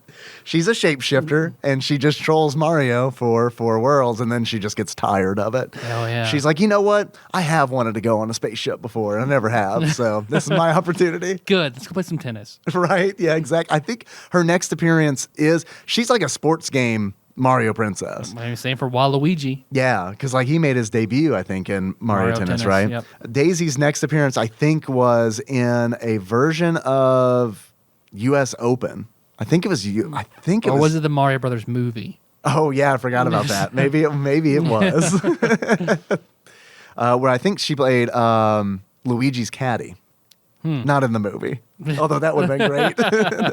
You remember that really cool golf segment, that golf scene in the Mario Brothers movie? Hey, we could talk about that and it wouldn't seem that crazy. No, it's true. Yeah. Yeah, we could talk about that. They're golfing with bombs and then Right. It's a deleted scene from the movie. Yeah. I saw it on the Blu-ray release. Next achievement I've got comes from 404 Error Lord Paul Pig. Business in the front, party in the rear. Mm-hmm. In order to unlock business in the front, party in the rear, all you got to do is grab a mushroom, because this game has power-ups similar to Super Mario Brothers. When you grab a mushroom in this game, you get big, like you expect. Mm-hmm. You need to grab a mushroom and enjoy Mario's bitchin' mullet, because this is Mario like mullet at its peak, which I guess lends credit to the theory that this game does happen very late in the Mario timeline, because it would take him a long time to grow that mullet out. That's true. He's got like, if you study the sprite, it does. That's how you can tell he's aged. Right. Yeah. It's mullet. Like, Like got the same hair in every other game. Like, so this is like a long time. yeah. Afterward. He's got like a damn beaver tail coming out of the back of his hat. It is a major mullet. That's actually where Wario came from. I don't know if you knew that or not. Oh, shit. He was spawned Carnage style, Venom Carnage style from Mario's mullet. Next achievement is son of a bitch. In order to unlock that, you need to miss the 3-up every goddamn time in the bonus stage. And that comes. You did not get that one. I missed it a couple times. Every now and then I'd get like, because the ladder would fuck me up and send me to like a bouncy ball flower or something like that. No big deal. In order to unlock that, actually, I'm sorry. That comes in from Ben Caruth of Street Pizza Podcast and AKA Arizona Matt. So thank you, Ben. Ben and Sean of Nerdy Thursday just recently recorded an episode that they released on both of their feeds on Tony Hawk. It is a really good episode. I'm gonna check that out. I recommend everybody check it out. Right. It's really good energy. It's Whose feed did you listen to it on? Oh boy, both. Here's what I did, honestly, because I subscribe to both of those podcasts. I do too. I listened to it on one. I won't say which one, and then I downloaded it on the other, or I streamed it on the other, because I've got all my podcast app is not set to download podcasts, just stream them. So when I got done listening, I was like, all right, now let's give a listen to the other podcasts as well. See, I like one of them better than the other one, so I'll listen to it on the one I like best. Yeah, is that how you're gonna do it? That's what I'm gonna do. Yeah, okay. Yeah. All right, that's fair. Yeah. It's solved. Problem solved. Next achievement, Tyler. Second to last achievement. Sorry. I got fucking no dukes, old man. In order to unlock, I got fucking no dukes, old man. You got to kill one of the bosses, any of the bosses in this game. This comes from Faceful of Alien Wing Wong, a.k.a. Dr. Drunk. The reason this exists is because we were talking about weird sound effects in this game. One of the weirdest ones, I think, is when you hit a boss in this game. It sounds like a goat. It 100%, you hit it and it's like, meh. It's like this weird, it sounds like a placeholder sound effect. Just like when you get the invincibility star in this game, can music plays. Yeah. It's like, da, da, da, da, da, da, da. It is so bizarre because it's like, why use that music? Original music, original music exists. Yeah. So it really kind of checks one of those pet peeve boxes for me when it's a game just uses royalty free, you know what I mean? Public domain, music where it's this seems a little lazy, especially when you've got a really good composer. Nintendo should be, yeah. That's the. Maybe he had never heard the can before and then created that. Right. Yeah, kind of how like Vanilla Ice like totally created the dun dun dun dun dun dun dun. Yeah. Never heard Under Pressure never heard, before no. in his life. And he could tell the subtle differences in the two. Yeah, I mean, yeah. I remember that interview. I remember that interview where he literally says that, and then he's like, no, mine goes dun dun dun dun dun dun dun. And then he gives this shit-eating grin like, no one believes this, including me. I got my check. Fuck off. I got 2. You got 2 achievements? I got 2. What you got? I got Not So Buffy Summers, and you unlock that by stomping on, let's say, 30 hopping vampires. Oh, I forgot to mention the hopping vampires in this game. Yeah, there are hopping vampires in this game in the very China-themed last world. Like, it's straight up, like, you got bamboo trees in the background. The music is very like, oh, okay. Yeah, that's very Chinese music. It's almost like you're in an 8-bit buffet or something. Yeah. My other one is Moves Like Jagger.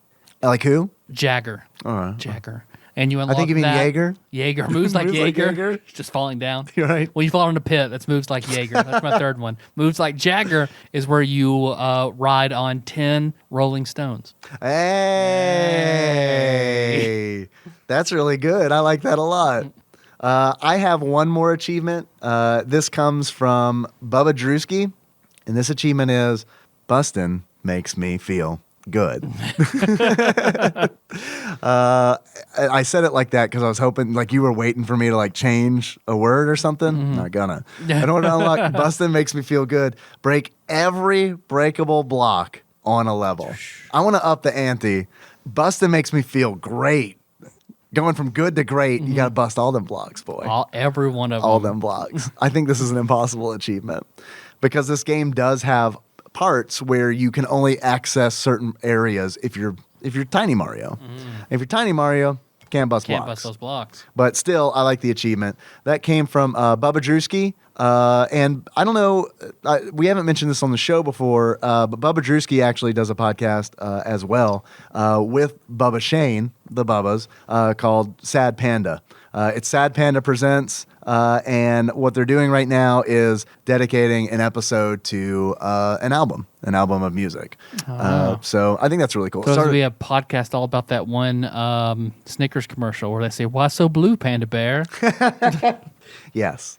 I would, if they ever do an episode about that Snickers commercial, I hope that you and Jacob are invited to be on there. I used to say that because I thought it was funny, like people who were sad, "What's up, blue, Panda Bear?" until I unwittingly said it to an Asian girl. She got very mad at me, and it took me a second. Oh, no, I didn't mean it. Fuck. You should have just leaned into it and been like, "I have a gun." Sorry, I had to do it. Tyler. Yes, Dave. I had a lot of fun. Yeah. Believe it or not. Yeah? I really have. I've had a lot of fun. I had a lot of fun playing this game. This is a good one for my soul. I like playing this. I like talking to you about it. It was fun. We've had a good time today. I like it when your soul is nourished. Yeah. Super Mario. It's the skinniest part of you. Yeah. Yeah. Not a lot of fat. Not a lot of fat on that soul. Lean. If you were... Get the Kenyan runner of souls. Yes. If you were, my soul's quapping. If you were to give this game a beard that sums up how you feel about it, what kind of beard would it be? I would have to give this it's not quite it's a beard hair combo, which would be the mullet of Keith Stone. The comb forward? Keith Stone. Keith Stone, the short-lived mascot for Keystone Lights. What? All right, excellent. Tyler. Why? Because that's the first thing that came to mind for some reason. If you were to give this game a pair of glasses that sums up how you feel about it, what kind of glasses would you give it? I would have to give this a pair of glasses that tie onto the end so they don't fall off that little kids wear. Okay. Like child glasses, because growing up I just felt like this was like the shitty kid version of Mario. Man, that's cold-blooded. It's better than that, but that's still what I think of. That's fair. Yeah, I get it. Also, I've learned that it's been exposed to me that I say that's fair a lot. So, I say there are tons of shit I say A lot. Not anymore. You've nipped Pretty good. You've nipped Pretty that good. in the fucking Pretty bud. good. I haven't heard you say pretty good in a long time. Unless I'm just like Brian just had to give me shit about it 30 or 40 times. so I need to make a conscious effort to watch everything that I say. Even more so. A conscious effort to not enjoy ourselves while we record this free programming for people. Tyler. Yes, Dave. I've got another question for you, which I think I typically ask first, but I changed things up just to make sure everybody's on their toes. Love it. Sometimes we like to have a little fun here on TADPOG and change the order. Sometimes we do things a little differently than other podcasts. Tyler and I, we're a couple of cards. We like to cut up and change things around on the Play as show. people in our workplaces. Yes. Tyler, how much do you think this game is on price charting? $3.25. $3.25? Yes. Tyler, actual retail value of Super Mario Land for the Game Boy used on price charting, on average on price charting at the time of this recording is $7.75. All right. I feel like three, that was a good guess. Yeah. You know it's going to be inexpensive. It's got to be low. It's got to be low. Got to be. I wonder how much Tetris is. I'm going to look that up real quick. Yeah, I want to say like that might be $3.25. Or should we save it for the Tetris episode? Well, we've already done Tetris. Kind of. Sorta. Not Tetris, not Game Boy Tetris. You want to go back? I think we're going to have to. I think actually scrolling through all of the Tetrises on pricecharting.com, we could have a Tetris podcast and just dedicate an episode to each release of Tetris. We could probably do this show for a year just on that. You want to change it to a Tetris show? Yeah, let's do it. You want to do it? Tetrog. Fuck it. Yeah, Tetrog. Next episode. Tetris for the Game Boy. Tetris Game Boy. Finally found it. It is, on average, loose, $6.32. More than I More than I expected. thought. Yeah, more than I thought too. Well, the more you know. The more you know. Hey, man. Yeah. Let's take some calls. You want to take some calls? Do we have time? Even if we don't, I think it'd be fun to take a few. All right, let's do it. Yeah, we really don't, but I want to take some. All right, let's do it. First call. I want to point out that this voicemail is dated February 14th. So better fucking be Valentine's Day related or I'm going to be real upset. Don't worry. None of that. Just a little bit got on the soundboard. Okay. Yeah, sparks. Like the end of Wayne's World. Sparks, fire. Bubba Sparks. You guys remember when Bubba Sparks was in Wayne's World? Let's Forrest Gump. You can barely see his face in the sparks. Yeah, let's gump him in. Let's put him in. What was that I heard today? That the first choice for Forrest Gump was John Travolta. Really? I didn't know that. They were talking about that on last podcast. It was John Travolta. Tom Hanks was the fourth choice. I can't imagine anybody else in that role, I forget the man. other people were also equally as ridiculous. Billy Crystal. Robert Downey Jr. Yeah, 90s. 90s Robert Downey Yeah. Jr. All right, about that call. It's Mega Mike Lanham, a.k.a. the tiniest micro gooter beloved Adam. What's up? I just heard a call from March right after Kanaha said that he loved you more than me. Ah, the rebuttal. Kanaha flew across the country to Tadpog prom. Twice. You live on the side of that, already on the side of the country that we're on, beloved Adam. You're just going to throw that out there. Yeah. Just throwing that out there, Adam. Yeah. Just throwing that out there. Still love you. But we can't argue people who love us more. But whatever. And then, side note, Tyler freaking throws me under the bus and says, Adam's not coming to whatever that thing is, Tadpog prom. And apparently it doesn't get old. Nah. Wherever that is, it made me feel bad. Good. So, sorry that I live in Virginia and don't. Connor lives in Arizona. Come on, you can make it from Virginia. Virginia. Come on, Virginia. dog. I lived in Virginia and drove very frequently all the way to Paducah. It's just a 13-hour drive. Yeah, you got family here and too, Louisville's right, even Adam? shorter, like 7 hours. You could make that shit. Come on, dude. Come on. Come on. You come out there and hang out all the time. Bad enough that I've got a tiny penis. So, you know what? What? Focus on the positive. Dave, Okay. Yeah. hey, Hi. thanks. Even if you were on the bus, Dave, Thanks for not throwing me under it. I appreciate that. You're welcome. Again. Even though that I just literally did. If your penis is so small, come to TADPOG prom, show it to our wives, and let them make fun of you. Why just our wives? Because that would be funny to me. Oh, okay. Yeah, you don't want to be involved. We would be gloating, but Yeah. if it's our wives, then it's funny. This is why I'm getting your face tattooed on my butt. Love you. I love you, Tyler. I really do. I don't care. You can make fun of me and my small penis and my inability to hang out with you guys. All right. We did not listen to this call prior to playing it. We're just kind of in sync with beloved Adam, I think. Yeah. Our cycles are synced up. Yeah, it's 100%. Or microcycles. Guys, Kind of like micro machines, but they're motorcycles, microcycles. You probably remember them. Dragon Tattoo Banana Con, whatever it's called. Anyway, I'm getting sidetracked. We were talking about small penises. Uh-huh. You were. And man, thank you so much for putting the word out there about my micro penis. Like, this sucker's gonna be famous, dude. Imagine a man named Adam Long with a micro penis. Like, this is Hollywood in the making. There's Yeah. a movie made out of me. That's some comic book It's shit awesome. right there. You guys are gonna be in it. I'll be And more amazed if you just want- keep talking into the phone consistently and not turning your mouth away so you sound like you're in a tunnel than not. Yeah. Remember that time Adam called us from the 1940s? That was cool. Operator TADPOG, please. I live in Green Acres. I've come to the top of my flagpole here. 1 minute, I'll patch you through. I want I'm sorry. Did you mean motherfucking Tadpog? Ian to play me. No, scratch that. Sorry, Ian, I love you. Sorry, but the only person that I ever want in my whole life to play me in a movie, I don't care what it costs. Jack Black. I want freaking Jacob York to play me in a movie. At that moment, I've arrived. That's the best. That's the thing. Done, said, signed in the movie. Done. This is a formal request. Jacob York of wolf fighting fame. If you are listening, please play Adam in a movie. But now I'm just thinking about the charted activities for TADPOG prom Yes. are Adam showing his micro penis Dick to measuring. our wives, Yeah. and then me coming in Phil's mouth. Whoa. I didn't know about that. I thought you were just going to make him drink it. I don't know. That'd be gross to get all cold and stuff. Like, Yeah, that is. I'll give him the courtesy of a fresh Yeah, one. that is way fresh from the tap. Yep. To be fair, you don't want it served in a glass. You're right. Yeah.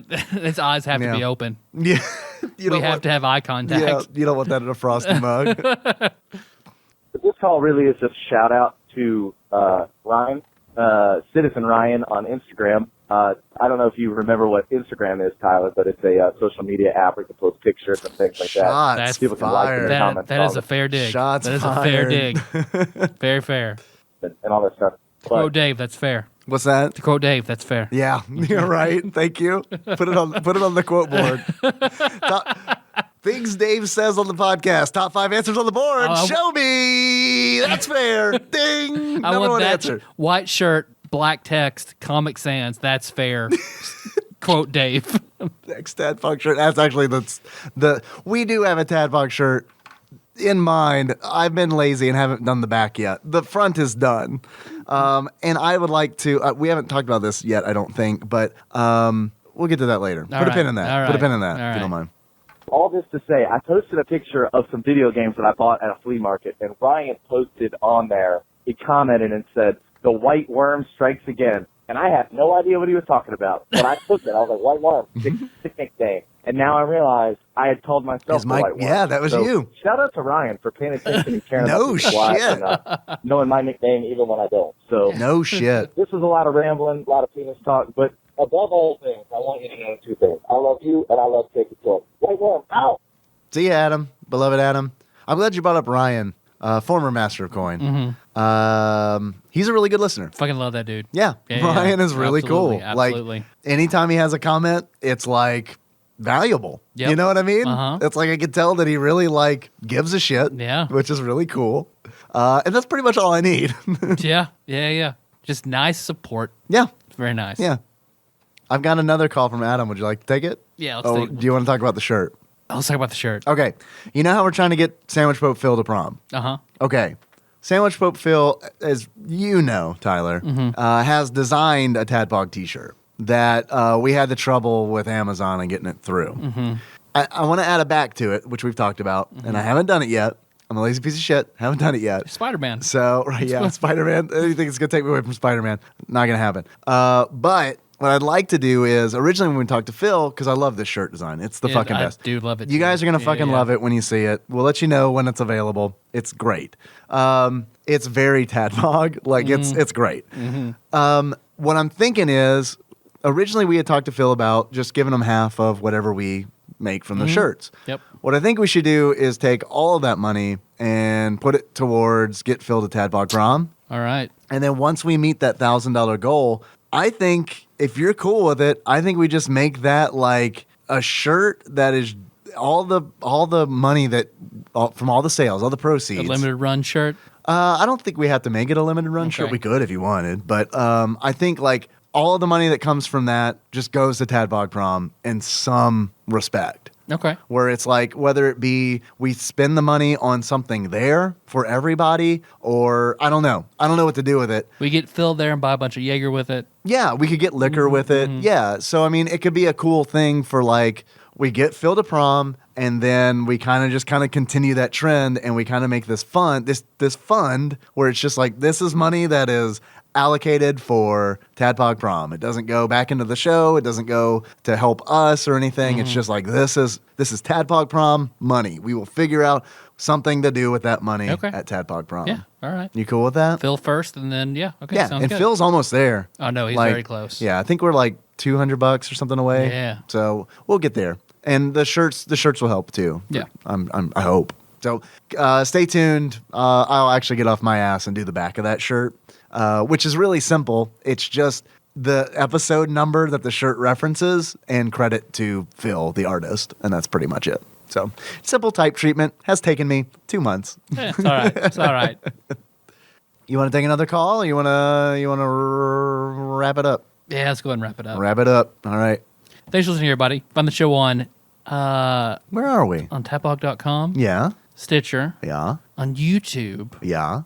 Biggest marketplace. On iTunes. iTunes. Yep. Yeah, there you go. We're trying to get on Spotify. Trying. But we are independently published. And what I'm finding is that is not a good thing for getting onto Spotify. I haven't heard back from them, which they said they probably would not get back to us. Like, as I'm filling out the form, they're like, there's like a 99% chance you're not going to hear from anybody. And it's like, cool. Here goes my request into the void. Send this into time and space. I've been tempted to just open up an account with like Libsyn or like one of the other podcast sources that submit to Spotify, because like those seem to they got some deal. They've got a deal worked out with Spotify. Those podcasts seem to just get right in. So I'm thinking about possibly just opening up an account with one of those guys and just like having a separate feed. Yeah, okay. But then it gets messy with us like bookkeeping and stuff. So I don't know. I had to sit and think. Yeah, okay. Got to sit and think on it. Good. What else do I say? Thank you, Executive Bruiser, by the way, for uploading our stuff to YouTube. Hell yes. I love that. I love that it's on YouTube. I Thank love you, being able Janie. to pull on the show notes, pull shit off of YouTube as opposed to the website. Yeah, it's great. And I've got archives of all the Twitch streams on there too. Not all of them, but since Tecmo Bowl. Yes, love it. Love it. You want to call us? You want to call us like Adam did? We got a number, 270-883-2555. Where's all the good raw TADPOG shit? That's TADPOG Nation on Facebook. Yeah, totally. You can come join Get on that. there. As long as you're not a bot, you can get on there. Yeah, don't be a bot, please. Even if you're a bot, you probably will trick one of us. But still. Yeah, you'll definitely trick one of us. Yeah. Unless you're a very attractive woman, in which that's when I put my scrutiny. Nope. You shouldn't be here. I don't think so. Wait, you're not like a girlfriend or a wife of anyone who listens. Yeah. Or a relative. It's very rare. It's very rare that we get a random female listener. Mm-hmm. Yep. TADPOG Nation is very male centric. Yeah, maybe. That's Nintendo's fault for segregating. I agree. It's not our fault at all. 100% not our fault. I will go on the record and say that women are more than welcome in TADPOG Nation. I would love it if we had more women in TADPOG Nation. they just don't like our They stuff. just don't like- yeah. Like I would have welcomed all sorts of girlfriends back in the day. Like, No. but no, they just didn't like me. Yeah, so, right. Yeah. The same. Yeah, it's the same scenario. I'm familiar, my friend. You didn't know me in my Stetson days. Stetson Dave and Jupe Tyler will be. That's our palette swap character. Yeah, our Echo Fighters. And there's TADPOG on Facebook. Two different things. Yeah, we're on Twitter too. You can find us at tadpog_podcast. It's cumbersome, I realize. Thank you, everybody, for the retweets. Definitely appreciate that.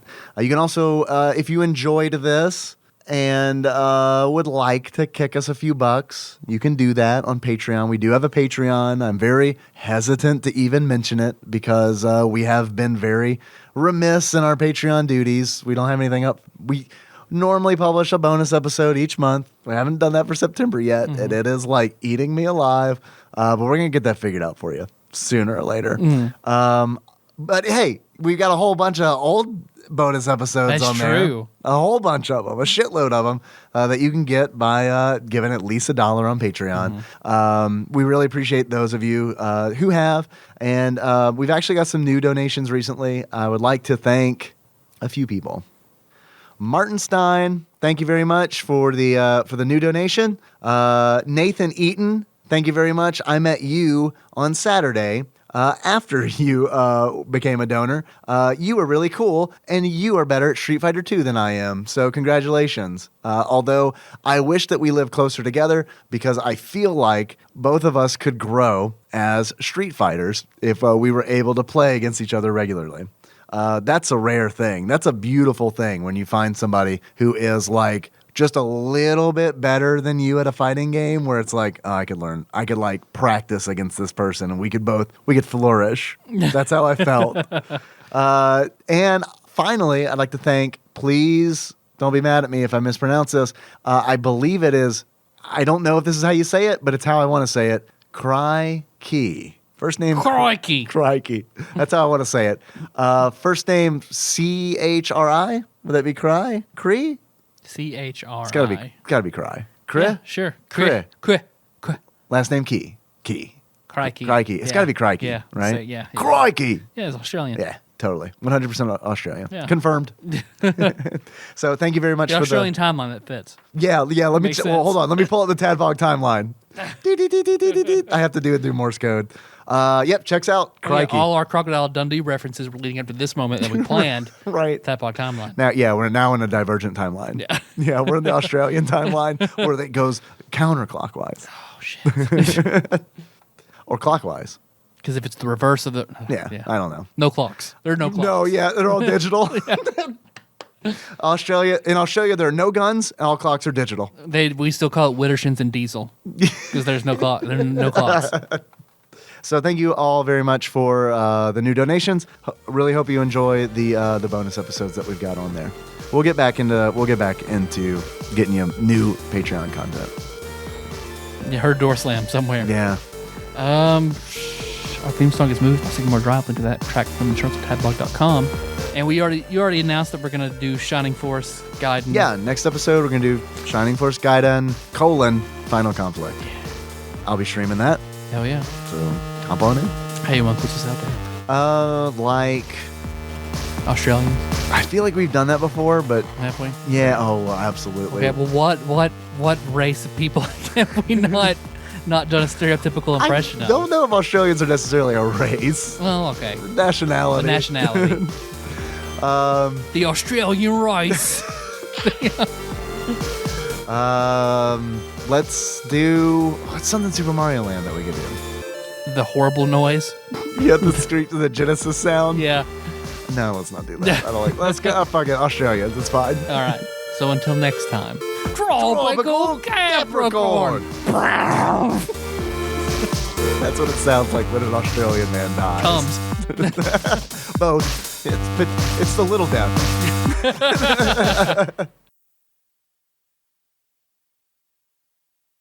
I think BB is probably the one I'd go for.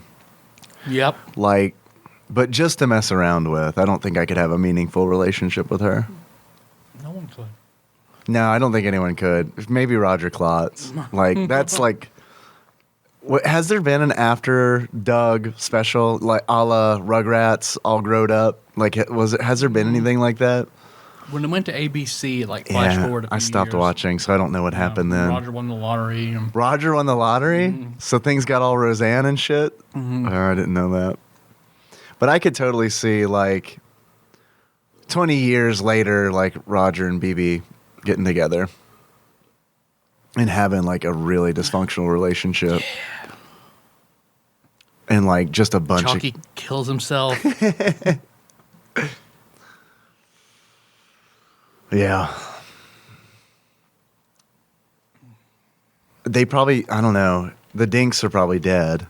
And they don't have any children. So that house went for sale. And that's probably where Doug lives now. There like, you go. Stay close to his family. Yeah, he lives right next door. Kind of a weird way. Yeah, in a really weird way. And there's like, Pork Chop's grave is in the front yard of Doug's house. He still goes out and gives his monologues to it. Yeah.